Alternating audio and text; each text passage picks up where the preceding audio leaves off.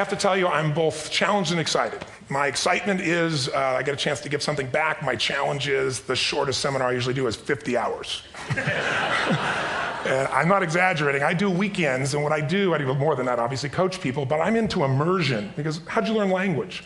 You didn't learn it by just learning principles. You got in it, and you did it so often that it became real. And the bottom line of why I'm here, besides being crazy mofo, is that I'm really in a position, I'm not here to motivate you, obviously. You don't need that. And a lot of times, that's what people think I do, and it's the furthest thing from it.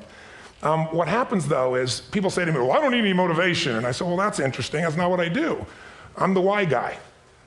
I don't know why you do what you do. What is your motive for action? What is it that drives you in your life today, not 10 years ago, or are you running the same pattern? Because I believe that the invisible force of internal drive activated is the most important thing in the world. I'm here because I believe emotion is the force of life. All of us here have great minds. You know, most of us here have great minds, right? I don't know if I'm in the category, but we all know how to think. And with our minds, we can rationalize anything. We can make anything happen. We can, I agree with what was described a few days ago about this idea that people work in their self-interest. But we all know that that's bullshit at times. You don't work in your self-interest all the time. Because when emotion comes into it, the wiring changes in the way it functions. And so it's wonderful for us to think intellectually about how the life of the world is, and especially those who are very smart. We can play this game in our head, but I really want to know what's driving you. And what I'd like to maybe invite you to do by the end of this talk is explore where you are today for two reasons. One, so that you can contribute more. And two, so that hopefully we can not just understand other people more, but maybe appreciate them more and create the kinds of connections that can stop some of the challenges that we face in our society today. They're only going to get magnified by the very technology that's connecting us, because it's making us intersect. And that intersection doesn't always create the view of everybody now understands everybody and everybody appreciates everybody. So I've had an obsession basically for 30 years. And that obsession has been what makes the difference in the quality of people's lives? What makes a difference in their performance? Because that's what I got hired to do. I got to produce the result now. That's what I've done for 30 years. I get the phone call when the athlete is burning down on national television and they were ahead by 5 strokes and now they can't get back on the course. And I got to do something right now to get the result or nothing matters. I get the phone call when the child is going to commit suicide, and I got to do something right now. And in 29 years, I'm very grateful to tell you I've never lost one in 29 years. It doesn't mean I won't someday, but I haven't done it. And the reason is an understanding of these human needs that I want to talk to you about. So when I get those calls about performance, that's one thing, like how do you make a change? But also, I'm looking to see what is it that's shaping that person's ability to contribute, to do something beyond themselves. So maybe the real question is, you know, I look at life and say there's 2 master lessons. One is there's the science of achievement, which almost everyone in this room has mastered to an amazing extent. That's how do you take the invisible and make it visible, right? How do you take what you dream about and make it happen, whether it be your business, your contribution to society, money, whatever it is for you, your body, your family. But the other lesson of life that is rarely mastered is the art of fulfillment. Because science is easy, right? We know the rules, you write the code, you follow those, and you get the result. Once you know the game, you just, you up the ante, don't you? But when it comes to fulfillment, that's an art. And the reason is it's about appreciation and it's about contribution. You can only feel so much by yourself. So I've had an interesting laboratory to try to answer the question of the real question, which is what's the difference in somebody's life if you look at somebody like those people that you've given everything to, like all the resources they say they need. You gave them not a $100 computer, you gave them the best computer. You gave them love, you gave them joy, you were there to comfort them. And those people very often, and you know some of them I'm sure, end up the rest of their life with all this love, education, money, and background, spending their life going in and out of rehab. And then you meet people that have been through ultimate pain, psychologically, sexually, spiritually, emotionally abused, and not always, but often they become some of the people that contribute the most to society. So the question we got to ask ourselves really is, what is it? What is it that shapes us? And we live in a therapy culture. Most of us don't do that, but the culture is a therapy culture. And what I mean by that is the mindset that we are our past. And everybody in this room, you wouldn't be in this room if you bought that theory, but most of society thinks biography is destiny. The past equals the future. And of course it does if you live there. But what people in this room know, and what we have to remind ourselves though, because you can know something intellectually, you can know what to do and then not use it, not apply it. So really what we got to remind ourselves is decision is the ultimate power. That's what it really is. Now, when you ask people, have you failed to achieve something? How many have ever failed to achieve something significant in your life? Say, I. Thanks for the interaction on a high level there. But if you ask people, why didn't you achieve something? Somebody who's working for you, or a partner, or even yourself, and you failed to achieve a goal, what's the reason people say they failed to achieve? What do they tell you? didn't know enough, didn't have the knowledge, didn't have the money, didn't have the time, didn't have the technology. You know, I didn't have the right manager. Supreme Court. Didn't have the Supreme Court.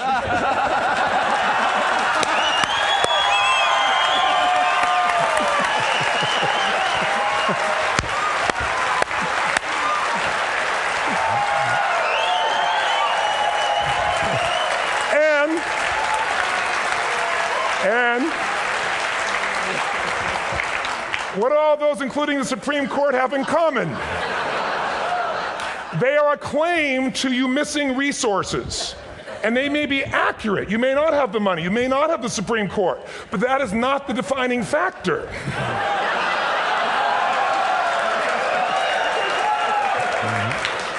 And you correct me if I'm wrong. The defining factor is never resources, it's resourcefulness. And what I mean specifically, rather than just some phrase, is if you have emotion, human emotion, something that I experienced from you day before yesterday at a level that is as profound as I've ever experienced, and if you'd communicated with that emotion, I believe you would have beat his ass and won.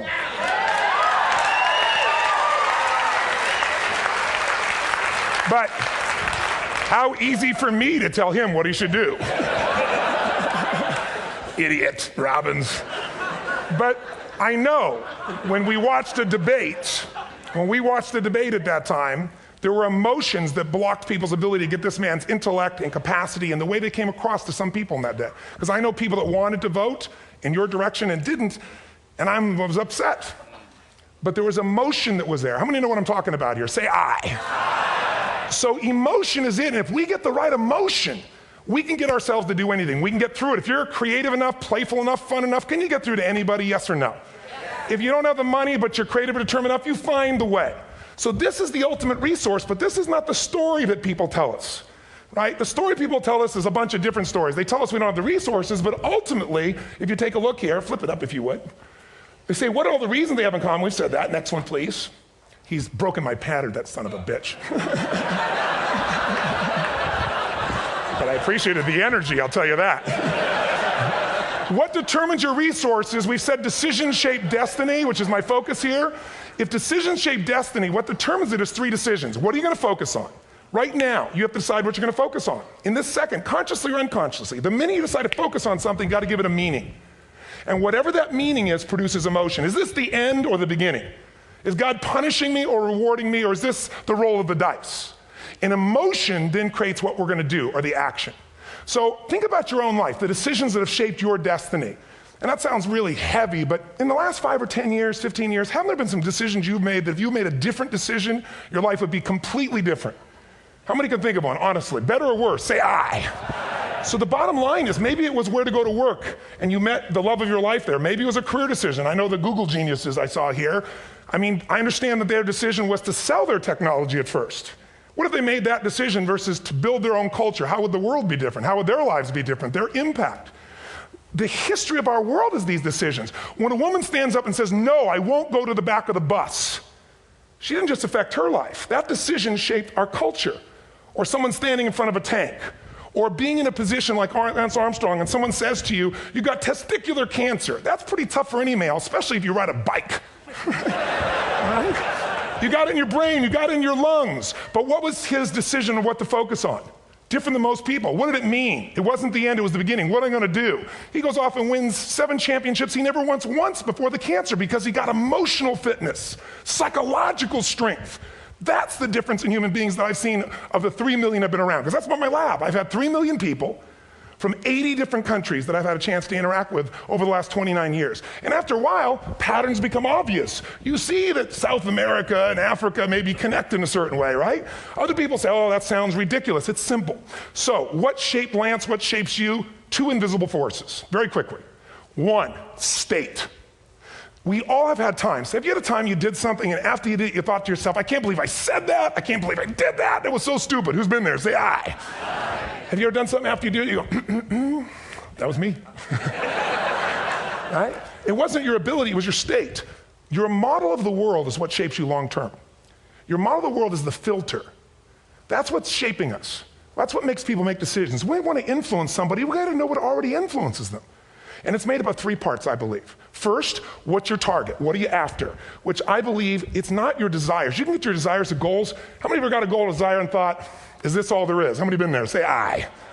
So it's needs we have. I believe there are 6 human needs. Second, once you know what the target that's driving you is and you uncover it for the truth, you don't form it, you uncover it. Then you find out what's your map. What's the belief systems that are telling you how to get those needs? Some people think the way to get those needs is destroy the world. Some people is to build something, create something, love someone. And then there's the fuel you pick. So very quickly, 6 needs. Let me tell you what they are. First one, certainty. Now these are not goals or desires. These are universal. Everyone needs certainty that they can avoid pain, at least be comfortable. Now how do you get it? Control everybody, develop a skill, give up, smoke a cigarette. And if you got totally certain, ironically, even though we all need that, like if you're not certain about your health or your children or money, you don't think about much more. You're not sure the ceiling's gonna hold up, you're gonna listen to any speaker. But while we go for certainty differently, if we get total certainty, we get what? What do you feel if you're certain? You know what's gonna happen, when it's gonna happen, how it's gonna happen. What would you feel? Bored out of your mind. So God, in her infinite wisdom, gave us a second human need, which is uncertainty. We need variety. We need surprise. How many of you here love surprises? Say aye. Bullshit. You like the surprises you want. The ones you don't want, you call problems, but you need them. So variety is important. Have you ever rented a video or a film that you've already seen? Who's done this? Get a fucking life. Right? Why are you doing it? You're certain it's good because you read it before, saw it before, but you're hoping it's been long enough you've forgotten enough there's variety. Third human need, critical, significance. We all need to feel important, special, unique. You can get it by making more money. You can do it by being more spiritual. You can do it by getting yourself in a situation where you put more tattoos and earrings in places humans don't want to know. Whatever it takes. The fastest way to do this, if you have no background, no culture, and no belief in resources or resourcefulness, is violence. If I put a gun to your head and I live in the hood, instantly I'm significant. 0 to 10, how high? 10. How certain am I you're gonna respond to me? 10. How much uncertainty? Who knows what's gonna happen next? Kind of exciting, like climbing up into a cave and doing that stuff all the way down there. Total variety and uncertainty. And it's significant, isn't it? So you're willing to risk your life for it. So that's why violence has always been around and will be around unless we have a consciousness change as a species. Now you can get significance a million ways, but to be significant, you gotta be unique and different. Here's what we really need. Connection and love, fourth need. We all want it. Most people settle for connection because love's too scary. Don't want to get hurt. Who here has ever been hurt in an intimate relationship? Say aye. If you don't raise your hand, you'll have had other shit too, come on. And you're gonna get hurt again. Aren't you glad you came to this positive visit? But here's what's true, we need it. We can do it through intimacy, through friendship, through prayer, through walking in nature. If nothing else works for you, get a dog. Don't get a cat, get a dog, because if you leave for 2 minutes, it's like you've been gone for 6 months when you show back up again 5 minutes later, right? Now these first 4 needs, every human finds a way to meet. Even if you lie to yourself, even if you have split personalities. But the last 2 needs, the first 4 needs are called the needs of the personality, is what I call it. The last 2 are the needs of the spirit. And this is where fulfillment comes. You won't get fulfillment from the first 4. You'll figure a way, smoke, drink, do whatever, meet the first 4. But the last 2, number 5, you must grow. We all know the answer here. If you don't grow, you what? If a relationship's not growing, if a business is not growing, if you're not growing, it doesn't matter how much money you have, how many friends you have, how many people love you, you feel like hell. And the reason we grow, I believe, is so we have something to give of value. Because the 6th need is to contribute beyond ourselves. Because we all know, corny as it sounds, the secret of living is giving. We all know life's not about me, it's about we. This culture knows that, this room knows that. And it's exciting. When you see Nicholas up here talking about his $100 computer, the most passionate, exciting thing is here's a genius, but he's got a calling now. You can feel the difference in him, and it's beautiful. And that calling can touch other people. In my own life, my life was touched because when I was 11 years old, Thanksgiving, no money, no food, and we're not gonna starve, but my father was totally messed up. My mom was letting him know how bad he messed up. And somebody came to the door and delivered food. My father made 3 decisions. I know what they were briefly. His focus was, this is charity. What does it mean? I'm worthless. What do I gotta do? Leave my family, which he did. At the time, one of the most painful experiences of life. My 3 decisions gave me a different path. I said, focus on, there's food, what a concept, you know? Second, but this is what changed my life. This is what shaped me as a human being. Somebody's gift, I don't even know who it is. I thought, my father always said, no one gives a shit. And all of a sudden, somebody I don't know, they're not asking for it, this is giving our family food, looking out for us. It made me believe this. What does it mean? That strangers care. And what that made me decide is, if strangers care about me and my family, I care about them. What am I gonna do? I'm gonna do something to make a difference. So when I was 17, I went out one day on Thanksgiving. It was my target for years, have enough money to feed 2 families. Most fun thing I ever did in my life, most moving. Then next year I did 4, and I didn't tell anybody what I was doing. Next year, 8. I wasn't doing it for brownie points, but after 8, I thought, shit, I could use some help. So sure enough, I went out, and what did I do? I got my friends involved, and I grew companies, and then I got 11 companies, and I built a foundation. Now, 18 years later, I'm proud to tell you, last year we fed 2 million people in 35 countries through our foundation, all during the holidays, Thanksgiving, Christmas, in all the different countries around the world. It's been fantastic. Thank you. So I don't tell you that to brag. I tell you because I'm proud of human beings because they get excited to contribute once they've had the chance to experience it and not talk about it. So finally, I'm about out of time, the target that shapes you, here's what's different about people. We have the same needs, but are you a certainty freak? Is that what you value most, or uncertainty? This man here couldn't be a certainty freak if he climbed through those caves. Are you driven by significance or love? We all need all 6, but whatever your lead system is tilts you in a different direction. And as you move in a direction, you have a destination or destiny. The second piece is the map. Think of that as the operating system tells you how to get there. And some people's map is, I'm gonna save lives even if I die for other people, and they're a fireman. Somebody else says, I'm gonna kill people to do it. They're trying to meet the same needs of significance, right? They want to honor God or honor their family, but they have a different map. And there are 7 different beliefs. I can't go through them because I'm done. The last piece is emotion. I say one of the parts of the map is like time. Some people's idea of a long time is 100 years. Somebody else says is 3 seconds, which is what I have. And the last one I've already mentioned that felt you. If you got a target and you got a map, and let's say, I can't use Google because I love Macs, and they haven't made it good for Macs yet. So if you use MapQuest, how many have made this fatal mistake of using MapQuest at some time? You use this thing and you don't get there. Well, imagine if your beliefs guarantee you can never get to where you want to go. The last thing is emotion. Now, here's what I'll tell you about emotion. There are 6,000 emotions that we all have words for in the English language, which is a linguistic representation, right? It changes by language. But if your dominant emotions, if I have more time, I have 20,000 people or 1,000, and I have them write down all the emotions that they experience in an average week. And I give them as long as they need. And on one side, they write empowering emotions, the other is disempowering. Guess how many emotions people experience? Less than 12. And half of those make them feel like shit. So they got 5 or 6 good frickin' feelings, right? It's like they feel happy, happy, excited, oh shit, frustrated, overwhelmed, depressed. How many of you know somebody who no matter what happens finds a way to get pissed off? How many know somebody like this? Or no matter what happens, they find a way to be happy or excited. How many know somebody like this? Come on. When 9/11 happened, and I'll finish with this, I was in Hawaii. I was with 2,000 people from 45 countries. We were translating 4 languages simultaneously for a program that I was conducting for a week. The night before was called Emotional Mastery. I got up, had no plan for this, and I said, we had all this fireworks, I do crazy shit, fun stuff. And then at the end I stopped, and I had this plan I was gonna say, but I never do what I'm gonna say. And all of a sudden I said, when do people really start to live? When they face death. And then I went through this whole thing about if you were gonna get off this island, if 9 days from now you were gonna die, who would you call, what would you say, what would you do? One woman, well that night is when 9/11 happened. One woman had come to the seminar, and when she came there, her previous boyfriend had been kidnapped and murdered. Her friend, or her new boyfriend, wanted to marry her, and she said no. He said, if you leave and go to that Hawaii thing, it's over with us. She said, it's over. When I finished that night, she called him and left a message, true story, at the top of the World Trade Center where he worked, saying, honey, I love you. I just want you to know, I want to marry you. It was stupid of me. She was asleep, because it was 3 a.m. for us, when he called her back from the top and said, honey, I can't tell you what this means. He said, I don't know how to tell you this, but you give me the greatest gift, because I'm going to die. And she played the recording for us in the room. She was on Larry King later. And he said, you're probably wondering how on earth this could happen to you twice. And he said, all I can say to you is, this must be God's message to you, honey. From now on, every day, give your all, love your all. Don't let anything ever stop you. She finishes, and a man stands up and he says, I'm from Pakistan, I'm a Muslim. I'd love to hold your hand and say I'm sorry, but frankly, this is retribution. I can't tell you the rest because I'm out of time.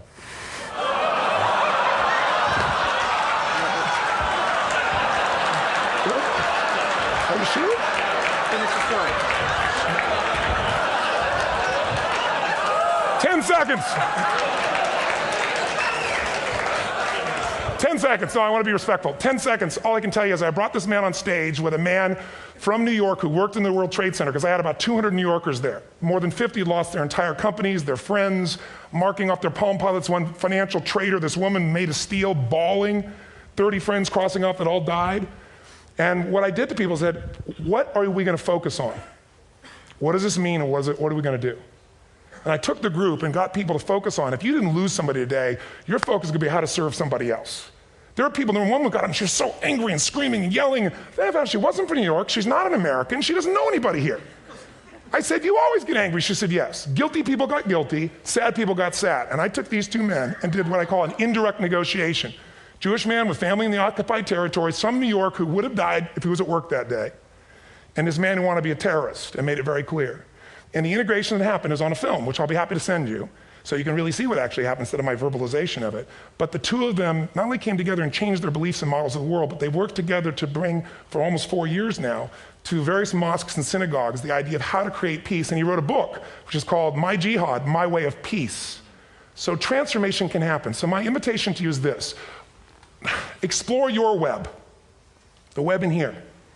The needs, the beliefs, the emotions that are controlling you, for two reasons. So there's more of you to give. Achieve too. We all want to do it, but I mean give, because that's what's going to fill you up. And secondly, so you can appreciate, not just understand, that's intellectual, that's mind, but appreciate what's driving other people. It's the only way our world's going to change. God bless you. Thank you. I hope this will serve. Tony Robbins.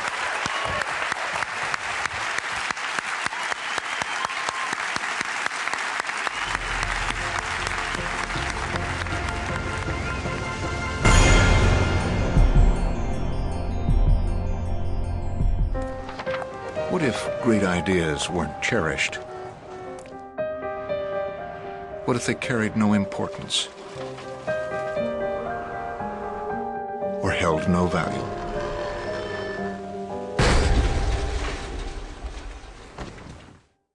There is a place where artistic vision is protected, where inspired design ideas live on to become ultimate driving machines.